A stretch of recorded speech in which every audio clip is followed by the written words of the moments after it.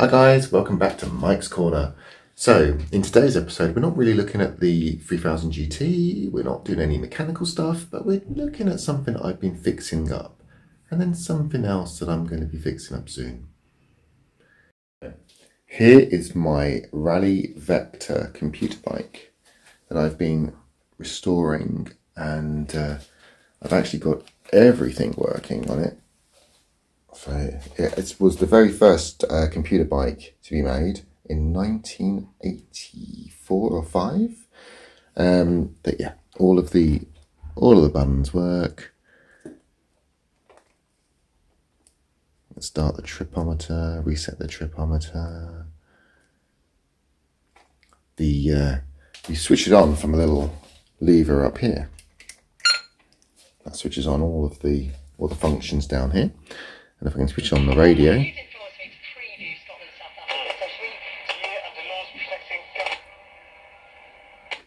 Not a very good reception, but this is a sound bank as well, so you press these buttons to activate different sounds, which again you can switch on from up here.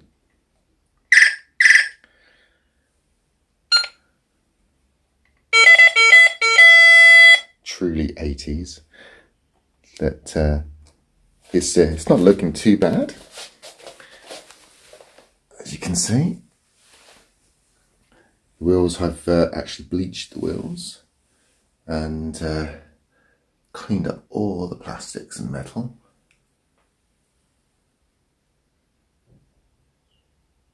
But this brings me to something else that I'm going to restore. Now, my little one is crazy and she wants to ride this, but obviously I'm not going to let her.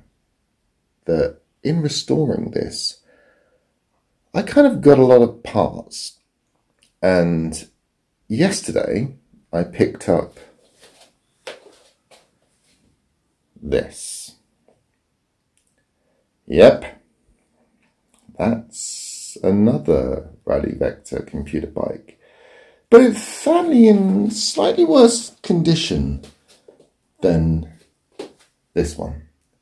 Now the goal is to actually fix this up and have my little one be able to use this one. But damn, look what we got going on here. Let's have a look at the frame. Let's have a look. Gosh, it's in pretty rough shape. Look at this. Oh, and we even have a pet spider that is coming down from the seat. Look at these wheels. They're pretty crusty. Look at this. That's there's 30 years of gunk on that. That's pretty bad. And this is not just one wheel that's pretty bad. Oh, I forgot to show you. Look at those forks. Oh gosh. So, and here's the other wheel.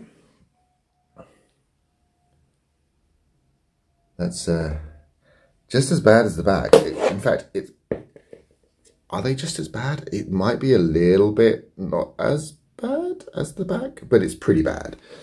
Now, the Raleigh Vektar Computer Bike was the first computer bike ever to be made, and it was packed with cool features. For example, this is the speedo sensor. So it would track how fast you'd gone, the distance, the time it took you to get somewhere. For a bike in the 80s, it was very advanced. That this is the actual speedo circuit, and it's so simple. So we've got in there. That looks like it's a magnetic switch, and this is the magnetic hub. So every time this rotates in a certain point, it would open this magnetic switch here, and it would represent the speed of how many clicks is going around. Now let's just check out the difference between this and this. There we go. It's pretty bad. I think I've got my work cut out for me.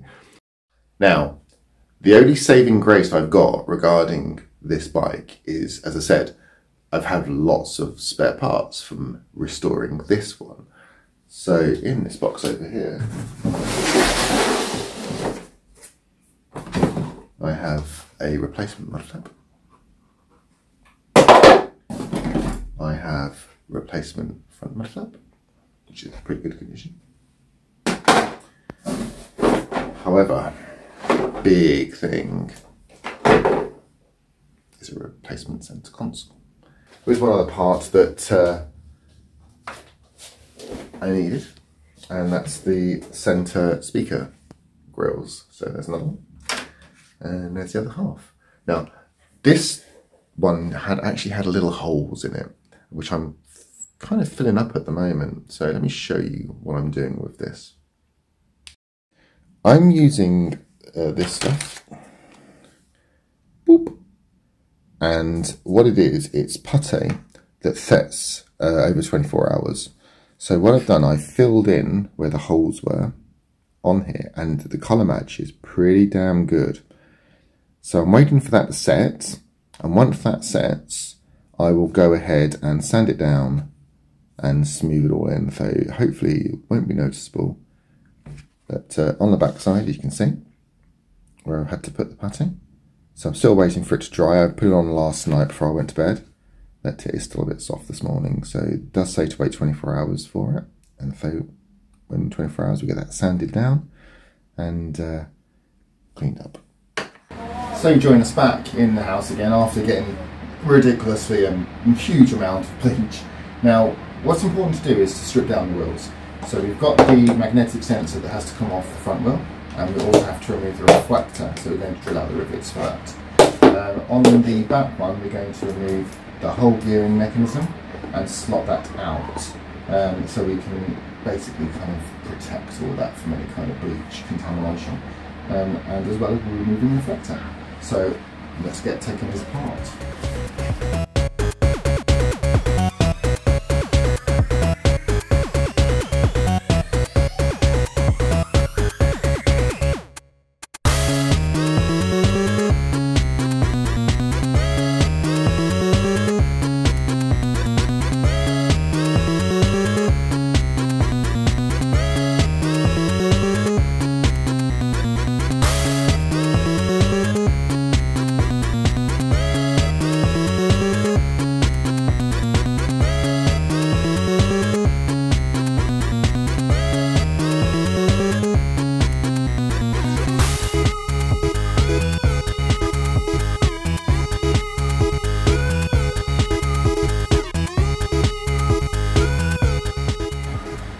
Okay, so that's the rear wheel strips down now, and what I'm going to do is to protect most of the inners of these, even though they are quite rusty.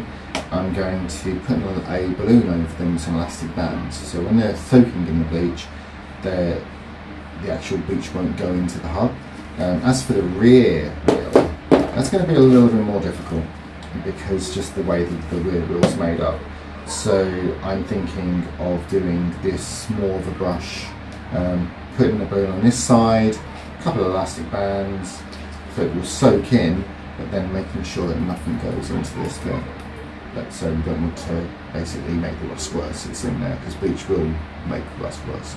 So I'll get that sorted, and then we'll meet me in the tub when we put the bleach in.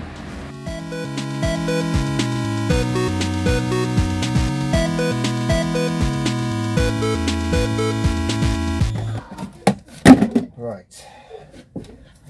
Okay, let's remind ourselves what these wheels look like. So, really cruddy. Really, really cruddy.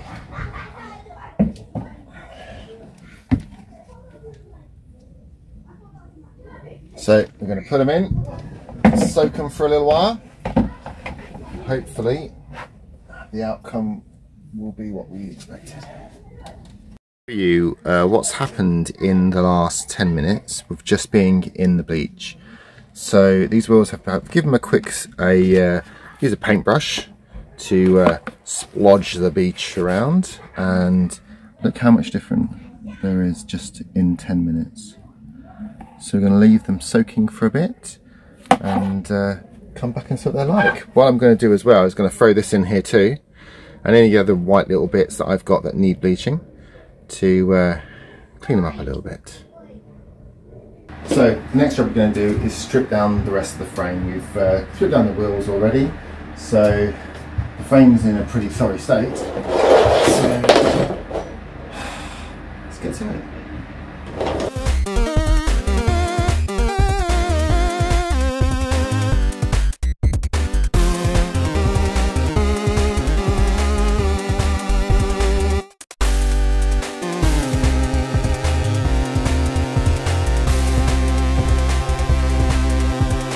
There's the frame stripped down and all the parts laid out nicely for restoration. So as you can see, that's the third gear system that's in the back wheel, and they're very hard to find handlebars. That there's some bits on here that I don't think I'm going to be putting back on again. I mean, pretty badly rusted, and luckily I do have a replacement one of those, and I also have a replacements of these as well, thankfully. These I'm actually really surprised about. They look more dirty than rusty. Now these normally really rust up, but that looks to me just like a coating of dirt. Look at that. That's pretty good. So I'm thinking these are going to clean up really well. But the handlebars, I think I'm going to get those sanded down. I've done it previously on my other one, and all these pits, I'm not a fan of the pits. They're quite rough and you can feel them. I did actually try to use some the trick of some water and some aluminium foil, and yes, fair enough, it does take the rust off, doesn't remove the pitting, so I'm going to get them sanded completely down to get rid of that. And we're doing some more Vektar restores today, and we're going to see if we can clean this up a little bit because it's a little bit rusty, and I want it to be nice and shiny. So we're going to be getting the orbital sander out, and we're going to start on lower grades of sandpaper and go all the way down to some nice 2000s to make it nice and shiny. So let's get a move on.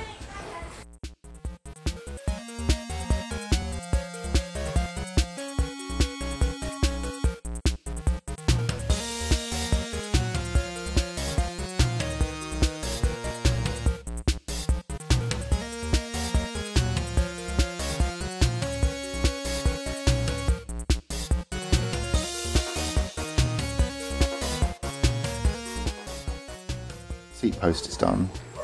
What's next?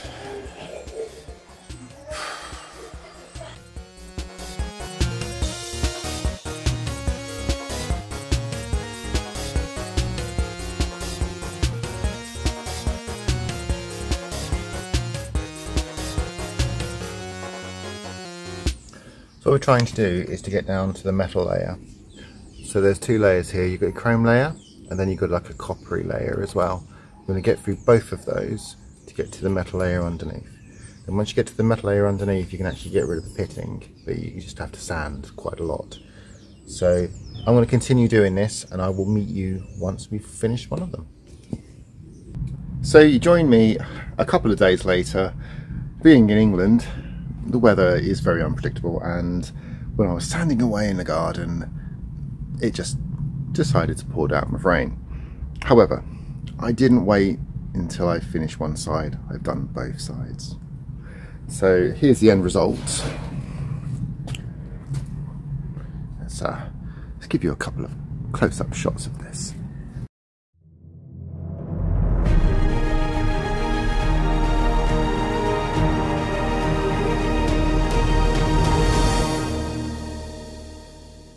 So as you can see, there's no more pitting on it at all. So that was hell of a lot of sanding, starting at around 60 grade and then finishing up around 2000 with a lot of polishing as well. So it's come up pretty good. So yeah, quite happy with that. Now, as you can probably see, there's something in the background. Now, I did have these that come with the bike, and I've decided I'm not going to spend all that time to sand these ones down because I had some better conditioned spare ones. So I've gone ahead and did some primer and, well, sand down and primer on the spare set of forks I had. So let me go ahead and take a couple of shots of that for you. So here we have the spare set of forks that come with my original bike. Now these were originally red, and we're going to do them red again, and that I've sanded them all down, and they've had around 4 layers of primer put on at the moment. So I'm just waiting on it to completely dry now, and then once that's completely dried, we will be sanding it down and making it nice and smooth for the paint that's arriving. Don't worry about the swimming pool in the background, it's been quite hot recently. Next, so I've done, the wheels have had a little bleach bath for a little while, and I've rebuilt the bearings and the cog mechanism on those, and I will show you those later. We're just waiting on some other parts to turn up, so the new tyres. We've got the inner tubes for them, but they're just, the tyres just aren't here yet. I've still have to decide when I'm going to sand down the frame. So I suppose I get started on that soon enough. Well, I suppose I get started on that now. Wish me luck.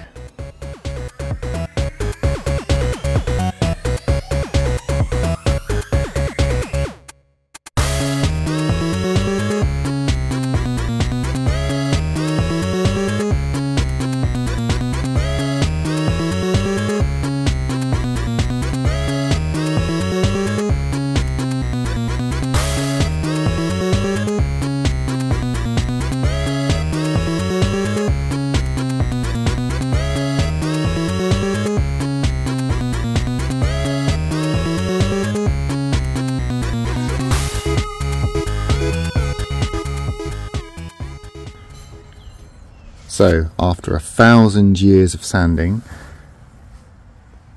here, this is what we have so far. So there are some spots where I just cannot get a brush into.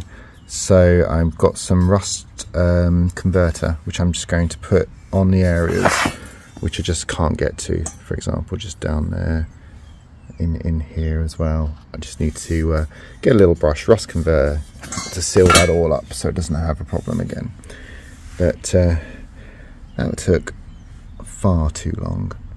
So let's get that treated and then start putting some primer on.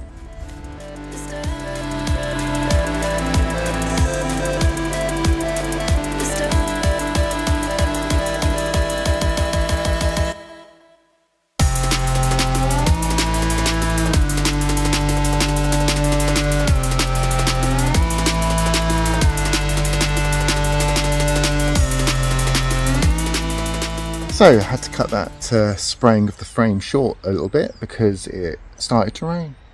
So, but we've had a little bit of a break in the weather at the moment. So let me show you something which I've done. Oh, look at that.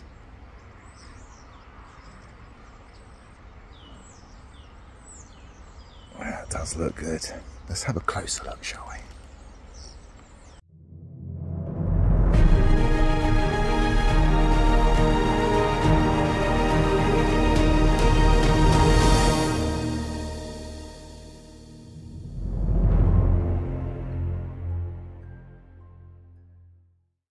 So weather report tomorrow is 24 and sunny. So I've sanded down the frame from the primer, and it's nice and smooth now, and it's currently drying in my front room. So let's fast forward to tomorrow, where hopefully the weather's a little bit better than it is now.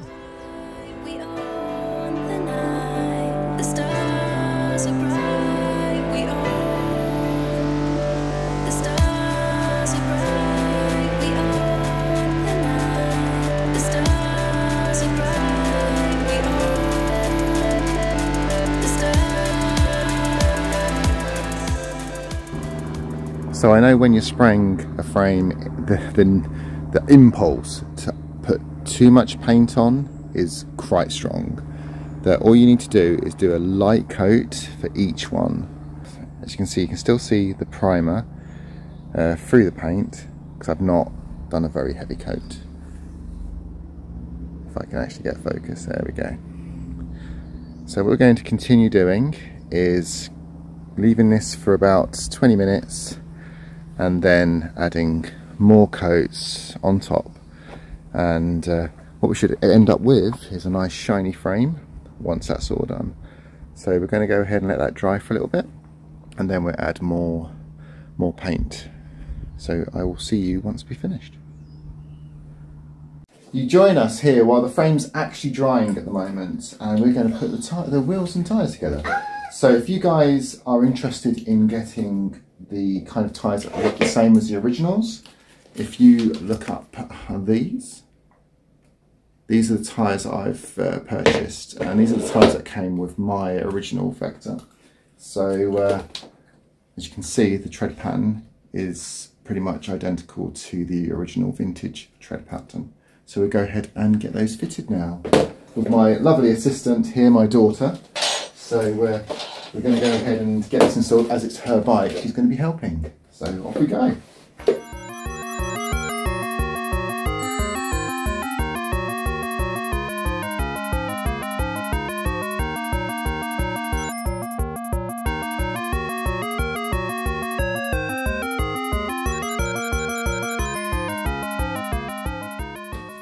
Right guys, here we have both the tyres done and ready to put back on the bike once the frame's complete. So let's see if it's dry.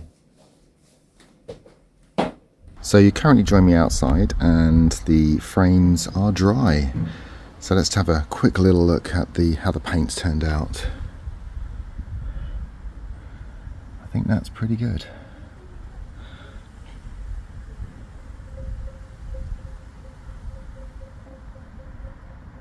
So we'll go ahead and start reassembling, shall we?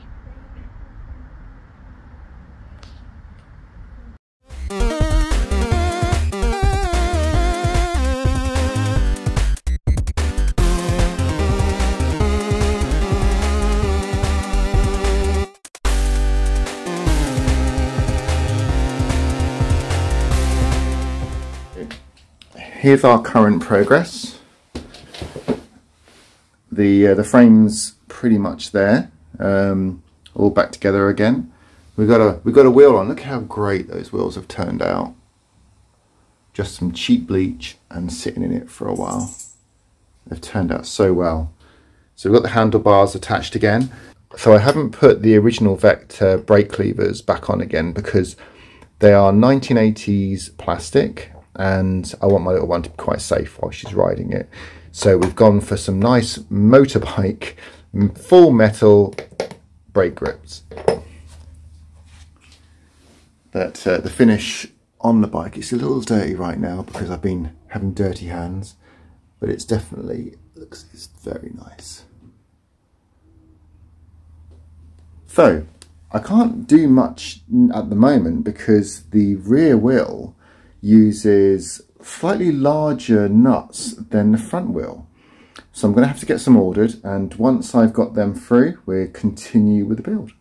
So fast forward into the future and you join me on this pretty cold night with just a little status update.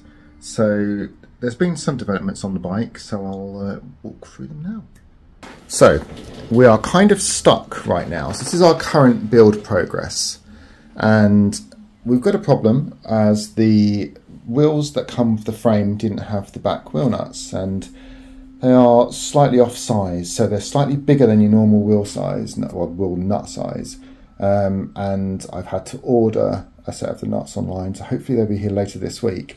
The electrics are all up and running now, so you will probably notice that this isn't a Vektar switch mechanism. No, it's not, because the one I had is broken. However, this is a electric cycle kind of switch mechanism, which I've repurposed for the Vektar. So if I switch it on, it switches on and the system comes to life. And then I press button and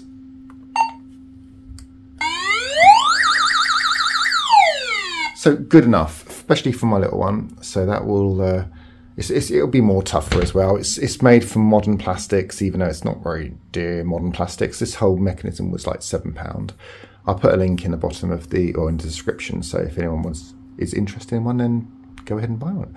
But on and off switch, and the horn button, it does the siren. Now I'm thinking of repurposing the indicator switch to be a permanent on for the siren, so you don't have to press the button, so you can just switch it off and on from there. That'll be an easy enough rewire. Where are we with the frame so far? So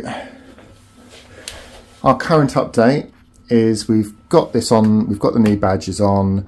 I've actually recreated these in 3D and had them printed off, and I'm still waiting for my replacement sticker that I've had made, and I've got a batch being made, but the printers is like the slowest printers I've ever used, so still waiting. So hopefully we'll get that coming back soon enough. I did actually have some of these stickers spare from my original purchase when I bought my original bike, which is currently sitting over there. The guy I bought it from had a load of these spare what come along with the bike. So I've got that on there. I fitted the brand new chain today, hence why I've got the cloths down so it doesn't do any damage to the paint on the bike. I want to keep it as fresh as possible. Yeah, so that's pretty much where I am at the moment. It's definitely looking pretty good, and the only thing that's holding me back now is the back wheel nuts. So great.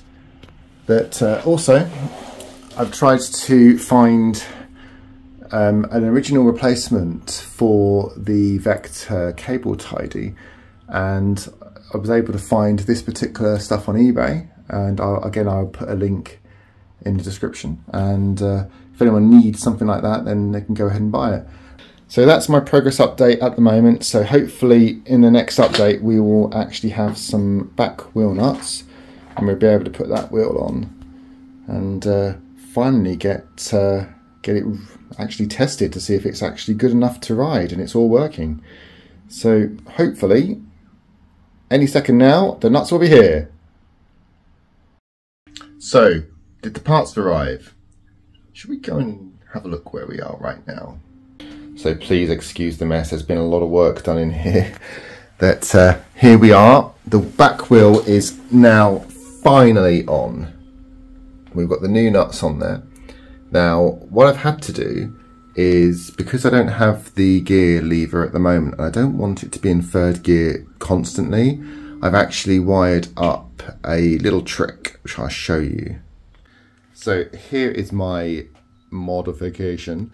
I've used a part of the gear lever cable and I've connected it to the gear change cable, and I've tensioned it so it's in first gear permanently at the moment.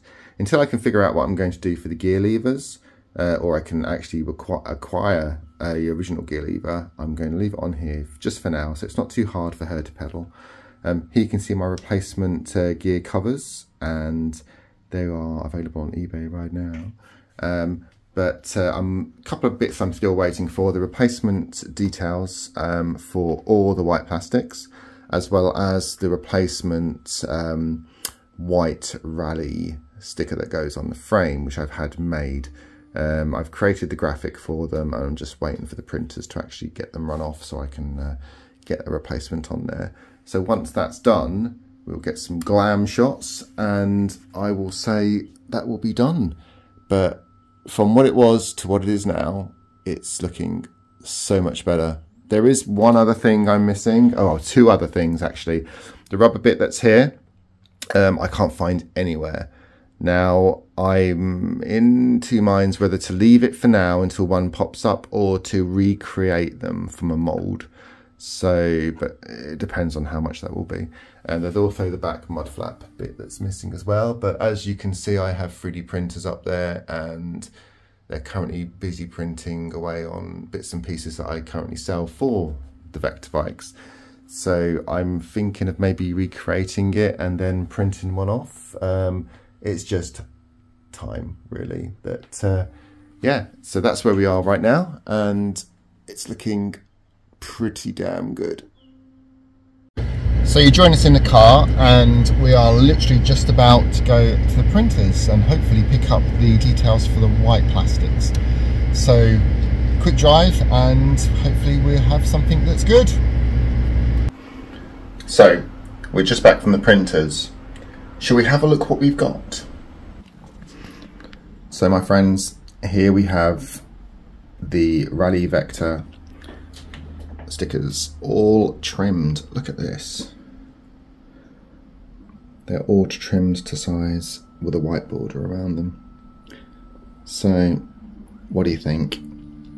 For something that's not been in production for such a long time, and you can't get them anywhere, I may have one or two. So with that, now we're waiting on the white Raleigh badge, or white Raleigh sticker that goes on the frame. Still waiting. We are now in our third week in the waiting for this particular one, and I'm apparently queue position 17. So let's hopefully in the next couple of months we might actually get those turn up. But next update, hopefully when they turn up. So before I show you the stickers, let me just show you something I've done with the radio. So guys, this is a quick video of the upgraded radio module for the Vektar. Now we all know that the original Vektar only had 3 channels, 2 volume settings, and it was on AM, so which was pretty poor. Now I've upgraded the Bluetooth module that was actually originally installed in this console to a more upgraded version of that Bluetooth module, which also has an FM radio on it. So if I go ahead and switch it on, please excuse my cover, it's not stuck down yet. So that's now on Bluetooth mode. Now I'm going to switch it to radio mode. Okay. Now I have options of turning it up and down, and also different radio stations. Not just one, or sorry, not just 3. Or 1 if you're lucky wherever you live from the AM receiver.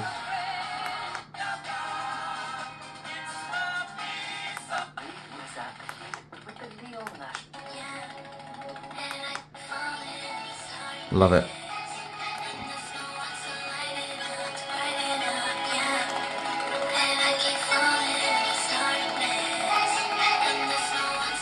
So there you have the upgraded radio module for the Vektar, and I'll throw a link in the comments. So we have a development. So I've just received something which doesn't look too bad, and it's the missing puzzle piece in reality. Now, as you know, the white backed stickers are pretty easy to replicate. However, the transparent white inked ones on the frame, which no one seems to be able to do. Let's have a look what we've got here. So this, it's really hard to try and to see it, but here we have white ink with transparent vinyl. Look at that. So this, as we all know, is the sticker that goes here. So hopefully we should be able to put that on and have a completed bike. So let's see how it looks, shall we? And let's see if I can put this on straight and it looks okay after all this work. So here we have the replacement white sticker on the frame. It's a little lighter than the original, but due to modern printing processes, I'm not sure we can make it any darker. I'll look into it later, but currently this is what we have, and in all honesty, it's not that bad. It's I thought if you have a darker frame, it'll be more noticeable. You'll see the Raleigh more, but because of the red, it's kind of, yeah, it's not as dark as a dark frame would be, for example, like that one over there. But it's pretty good, and it looks pretty amazing, in all honesty, for what we had to what we have now. But let's have some, let's get some glam shots.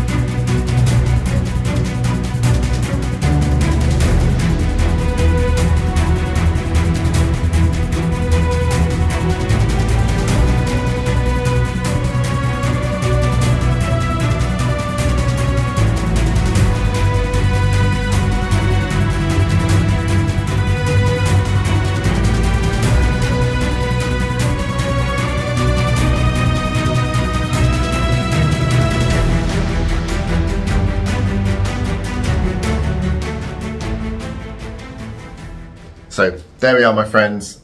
Weeks of work, thousands of hours of sanding, and we have a completed 1985 Raleigh Vektar. So if this is the kind of thing you like to see, please think about subscribing and throw a like in there as well. On to the next adventure, whatever that may be. So see you next time.